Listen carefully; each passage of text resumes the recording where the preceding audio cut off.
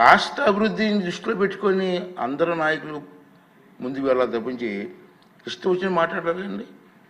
సరే రాష్ట్రం గెలిచావు, ఏం చేసావు?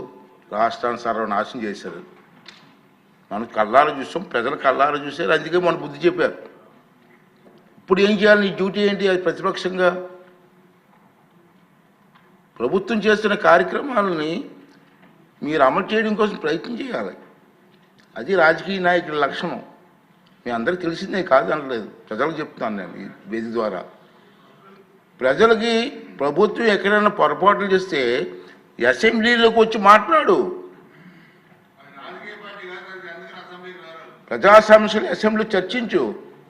ప్రభుత్వం రిప్లై ఇస్తుంది. ప్రభుత్వం మీద ఒత్తిడి తీసిరా. మంత్రులు ఉంటారు ఇక్కడ సభలో, ముఖ్యమంత్రి గారు ఉంటారు, ఉప ముఖ్యమంత్రి గారు ఉంటారు, అందరూ సభ్యులు ఉంటారు.